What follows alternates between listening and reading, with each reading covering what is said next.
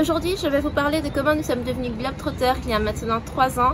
On n'avait pas du tout prévu d'avoir cette vie-là au départ, c'était vraiment pas dans nos plans, c'est venu vraiment par hasard, donc je vous raconte ça. Maintenant, je vous laisse avec la suite de la vidéo. Salut, je suis Mila et voici mon mari Aurélien. Depuis plusieurs années, nous vivons en voyageant à travers le monde avec nos 4 enfants. Sleva, Nevaeh, Savannah et Fallon. Nous partageons avec vous nos aventures et notre mode de vie.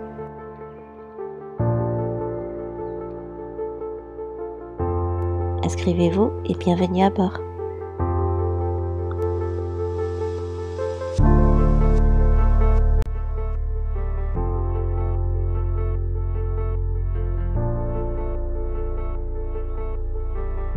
Le projet de base était de partir du sud de la France, où nous étions venus faire nos études, pour rentrer chez nous en Martinique. Notre projet était de nous installer définitivement. On a dépensé beaucoup pour le déménagement et l'aménagement. On a loué un appart à distance et acheté les meubles à distance. Nous sommes arrivés en septembre 2016 en Martinique. Et là, on a enchaîné galère sur galère. Pour commencer, l'avion qu'on devait prendre pour partir de Toulouse, eh bien, on n'a pas pu le prendre. C'est une longue histoire qui mériterait une vidéo à elle seule parce qu'elle inclut du racisme de la part d'une compagnie aérienne très connue, mais c'est pas pour aujourd'hui. Ensuite, en arrivant à Martinique, on découvre que notre appart est invivable. C'est incroyable. Il y a genre un lac qui sent horriblement mauvais à cause des sargasses. La route est juste au-dessus et le bruit est insupportable de jour comme de nuit. Et le pire de tout, c'est que l'endroit n'est absolument pas ventilé, à tel point que nos enfants perdaient connaissance. Et en fait, n'importe qui venait nous voir en ressortait avec des vêtements trempés tellement il y avait une forte condensation de chaleur à l'intérieur. On a pourtant voulu installer la climatisation, mais la propriétaire nous l'a interdit. Ouais. On a supporté la situation moins d'1 semaine et on a changé de logement en urgence, ce qui a créé encore plus de dépenses. On bosse en télétravail, comme on avait prévu, et ça se passe plutôt bien pendant un temps. On commence à prendre le rythme doucement. Et en mars 2016, on se rend compte qu'il y a beaucoup de choses qui ne vont pas fort dans notre nouvelle vie en Martinique. En passant beaucoup de détails, alors avec Aurélien, on a une discussion là-dessus dans la cuisine. Et en moins de 10 minutes, on se tape dans la main en se disant « On le fait ? C'est parti, on le fait !» Nous venions tout juste de décider de tout quitter pour partir faire un tour de l'Amérique du Sud, en attendant de savoir ce qu'on voulait faire de nos vies. Ouais, je vous l'accorde, on est un peu barjot sur les bords. Mais attendez la fin de l'histoire. Fin mars, donc, on part pour la Guyane, où on doit refaire nos passeports parce qu'ils périment bientôt. Et devinez quoi ? On restera bloqué là-bas pendant 8 mois, tellement c'était long pour refaire nos passeports. Vous hallucinez ? Nous aussi. Mais on a tout fait pour garder la tête froide et ne pas s'énerver contre le personnel de la mairie de Saint-Georges, qui était très désagréable et impoli. Quand tu arrives à la mairie de Saint-Georges, les dames qui y travaillent ne te disent pas bonjour. Elles t'ignorent. Et en plus, quand tu dis que tu veux faire des passeports, elles s'énervent. Oui, je les vends et je ne recommande à personne de s'y rendre parce que clairement, c'était jamais le bon jour pour déposer nos dossiers. Jamais. Et en plus, tu les déranges quand tu y vas. 8 mois, vous vous rendez compte ? Bref, ça m'énerve d'en reparler. En décembre 2017, on part enfin pour le Brésil. Mais chut, on a enfin un projet en fait. Bah oui, 8 mois, t'as le temps de faire autant de projets que possible. On traverse donc l'Amazonie en bus. Et je retrouve ma famille maternelle après 10 ans sans les avoir vus. C'était beaucoup d'émotions et ça m'a beaucoup apporté de revoir les miens. Nous passons quelques jours à Macapá, qui se trouve dans le nord.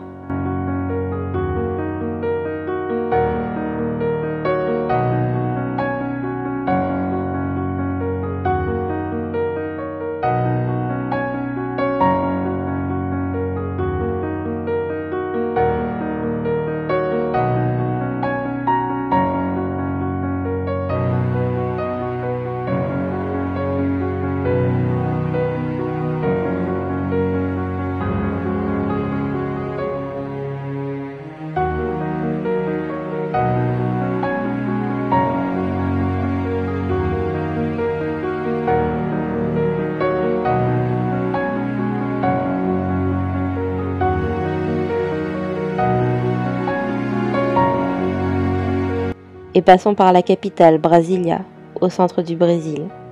Et enfin, on reste un peu à Sao Paulo, qui se situe au sud, où on a eu un vrai coup de cœur pour la ville. À ce moment-là dans notre vie, on a enfin décidé de ce qu'on allait faire, comme je disais tout à l'heure. Aurélien a un super ami qui vit au States, qui lui propose de s'associer avec lui pour ouvrir une boîte. On décide de s'y installer et de tenter l'aventure. On a mis de l'argent de côté pour faire nos visas, pour acheter une voiture et pour louer une maison. On a fait beaucoup de sacrifices pour y arriver, mais ça en vaut la peine et Aurélien croit dur comme fer à ce projet. Alors je le suis. Mais je sens que quelque chose cloche. J'en parle à Aurélien et il tente de me rassurer en vain. Alors j'attends de voir quand on arrivera aux États-Unis. On remonte par la Colombie en faisant une escale bien sympathique. Et on arrive aux États-Unis. En Floride, plus précisément. Oh là là là là, ça y est, je dévoile enfin l'endroit où on devait s'y installer. Si je n'en ai pas parlé avant, c'est parce que rien ne s'est passé comme prévu en fait. Écoutez la suite de l'histoire, vous comprendrez mieux. Alors, on est arrivé et on est super content d'y être. On a hâte de lancer cette affaire avec le super ami d'Aurélien et de s'installer. Et puis devinez quoi ? 2 mois passent et rien. On tente de le joindre régulièrement, mais rien. On l'aura vu une fois et plus rien. Je commence à stresser parce qu'on n'a pas d'autre plan sur le moment et parce qu'on a investi plus que jamais dans cette nouvelle vie. Imaginez-vous 2 minutes avec 3 enfants en bas âge. Le visa touriste nous laisse moins de 3 mois sur le territoire. L'ami devient un fantôme et nous, on est là tous les jours à se demander ce qu'il se passe. Les jours passent et là, plus rien, plus aucune nouvelle de l'ami d'Aurélien. Je vous jure que là, j'hallucine complètement. Je commence à cogiter sur ce que je vais devoir faire parce qu'en plus de la situation, Aurélien a tellement bossé pour en arriver là qu'il est sonné, je pense. Il ne se rend pas compte que le projet est tombé à l'eau. Il fait tellement confiance à son pote qu'il ne réalise toujours pas. C'est de la folie en fait. Je prends tout en main. J'achète des billets pour la destination la moins chère. Je prépare toutes les valises. Et j'essaie d'expliquer à Aurélien que dans tous les cas, c'est trop tard, il va falloir sortir du territoire. Et mes amis, c'est comme ça qu'on part pour le Mexique. Dingue, pas vrai ? Je n'avais jamais été attirée par ce pays. Mais comment vous dire ? On fait avec ce qu'on a. Franchement, je veux le dire aujourd'hui, Aurélien est la personne la plus loyale que je connaisse. Parce qu'on était dans l'avion qui faisait Floride-Mexique et il disait encore que ça allait s'arranger, qu'il avait confiance en son pote, qu'il le connaissait très bien et que c'est quelqu'un de bien d'attendre encore un peu. Ah là là, c'est mon petit mari et je l'aime à la folie tel qu'il est. On arrive donc au Mexique. Et c'est plutôt cool parce qu'on peut y rester 6 mois en tant que touriste. Ça nous laisse du temps pour réfléchir. En attendant, Aurélien aura pu lâcher prise sur le projet et n'aura jamais tenu rigueur à son ami d'avoir disparu. On en a profité pour découvrir le Mexique. Et c'est super beau, on découvre beaucoup de choses et vivons tranquillement beaucoup de moments mémorables. C'est bientôt la fin des 6 mois au Mexique. Et là, on fait une petite réunion de famille. Et maintenant, on fait quoi ? Eh bien, on se rend compte que ça fait un moment qu'on vit comme des globetrotters, tout en travaillant et en faisant l'école à nos enfants. C'est plutôt cool comme vie en fait. Mais on n'a pas choisi cette vie. Ça nous a été imposé par la force des choses. Enfin, surtout par la disparition de d'autres personnes. Ok, j'arrête d'enfoncer le couteau dans la plaie. On décide donc de devenir globetrotter de notre plein gré. Seulement faire un tour du monde, comme on en voit un peu partout, 1 an ou 2 en dépensant des milliers d'économies, ça ne nous ressemble pas. On ne veut pas enchaîner des pays à l'appel juste pour dire qu'on l'a fait. On veut vraiment prendre notre temps, ne pas avoir de date de retour, être de vrais nomades, faire du voyage notre normalité. Et c'est par toutes les leçons de la vie, par quelques galères bizarres, et en ayant confiance au destin, qu'on est aujourd'hui des globetrotters et nomades digitaux. Ça y est, c'est décidé. Après le Mexique, on est allé dans un des pays qu'on a toujours rêvé de voir, le Canada. On en a eu plein les yeux. On a adoré les températures, la culture, les paysages surréalistes, la gentillesse des gens là-bas et tout ce qui l'englobe. À l'Est canadien, on a retrouvé un ami de longue date et on a lié une solide amitié avec sa chérie qu'on adore d'ailleurs. On a hâte de les revoir. Et puis, il y a 1 an, à Toronto, j'ai eu un retour de bâton de tout le stress que j'ai subi dans l'année. Je me suis retrouvée d'une heure à l'autre avec une paralysie cérébrale. Le Philippe.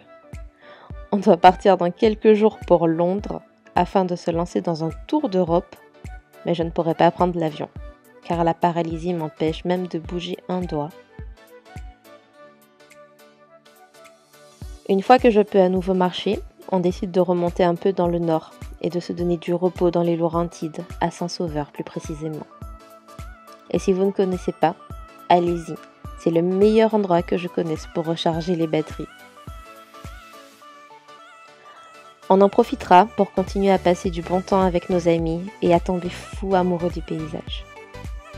Je dois arrêter définitivement de stresser si je ne veux plus être paralysée à l'avenir. Je change beaucoup de choses dans mes habitudes. Après quelques temps, je suis en excellente santé. Ça fait d'ailleurs une éternité que je n'avais pas été en aussi bonne santé. On décide de reprendre le voyage. Mais les finances ne vont pas fort à ce moment-là. Alors, on refait un saut de 5 mois au Mexique, parce que le coût de la vie nous permet de nous remettre sur les rails. Entre-temps, je tombe enceinte, comme on le prévoyait depuis quelques mois. Alors on se met à réfléchir au lieu de naissance de notre bébé. On a envisagé tellement de pays pour qu'elle vienne au monde. Mais mon cœur avait envie de rentrer à la maison, sur notre petite île, près de nos familles, pour accueillir notre 4e bébé. On quitte le Mexique. Mais juste avant, on subit la plus grosse arnaque de notre vie. Et ouais, toujours des imprévus. On passe par Montréal pour se rendre en Martinique. C'était le moins cher sur le moment. Le retour aux sources nous a fait un bien fou. C'est en rentrant cette fois-ci qu'on s'est rendu compte de la beauté de notre île. La Martinique regorge d'endroits paisibles et merveilleux. Et ça a été la meilleure décision d'y faire naître notre fille. Et voilà où nous en sommes aujourd'hui. Et fin décembre, on sera prêt à embarquer pour de plus grandes aventures.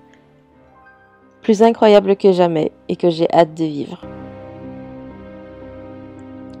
Au final, la vie nous a montré le chemin. On a beaucoup changé nos façons de penser et de réagir face à tout. Je sais que cette vie fait rêver plus d'un et qu'on me demande tout le temps comment on fait pour y arriver. Ou qu'on croit en permanence qu'on est en vacances toute l'année. Mais c'est archi faux. On a appris à lâcher prise sur absolument tout, ne pas s'angoisser, de ne pas connaître la prochaine destination. Ne pas stresser, de ne pas savoir où se trouve l'épicerie, ou si le prochain Airbnb sera convenable ou pas. Il faut oublier tout ce qu'on nous a appris sur les finances ou la stabilité. Ne pas avoir peur d'être jugé ou jetlagué, ou pire, que nos enfants soient jetlagués. T'imagines, tu fais un voyage de 20 heures et la première semaine où tu arrives, tes enfants ne dorment plus la nuit et toi t'es crevé. Enfin bref. Il faut te donner à fond sur l'anglais parce que c'est la seule langue qui passe partout et tu pourras toujours te démerder avec. Je suis devenue une pro des billets d'avion pas chers et des locations de voitures et de logements. Et oui, ça arrive des fois que je veuille avoir un chez moi, juste pendant 5 minutes, mais en fait non. J'ai le voyage dans le sang maintenant. Et l'une de mes plus grandes peurs aujourd'hui, ça serait de devoir arrêter d'avoir ce rythme de vie de folie. Non, on n'est pas en vacances. Et on se démène comme des guerriers pour vivre ainsi. Et même si ça veut dire travailler H24 et ne pas avoir de week-end pendant plusieurs mois. Mais merde alors, ça vaut le coup à un point où il faudrait le vivre pour le comprendre. Et j'ai envie de dire merci en fait. Merci à tous les bâtons dans les roues, et à tous les imprévus, et à tous ceux qui y ont participé parce que c'est ce qui nous a conduits ici aujourd'hui. Parce qu'en plus de nous faire découvrir notre planète, on se découvre nous-mêmes chaque jour. C'est notre histoire. la vraie. Ça ne reflète peut-être pas nos sourires sur Instagram ou l'image qu'on renvoie au quotidien, mais c'est la réalité. C'est un énorme hasard qui s'appelle la vie, qui nous a fait devenir une famille globe-trotteuse. Le 25 novembre 2019, je vous sortirai une vidéo sur comment changer de vie et devenir globe-trotteur. Et sans avoir des économies, et même avec plusieurs enfants. Si, c'est possible. On en est la preuve. C'est un mode de vie, c'est notre mode de vie depuis plus de 3 ans. Alors, si tu veux t'abonner, ne fais pas ton timide, clique sur le petit bouton. En attendant, je vous embrasse et je vous dis à lundi prochain dans la prochaine vidéo. Bye!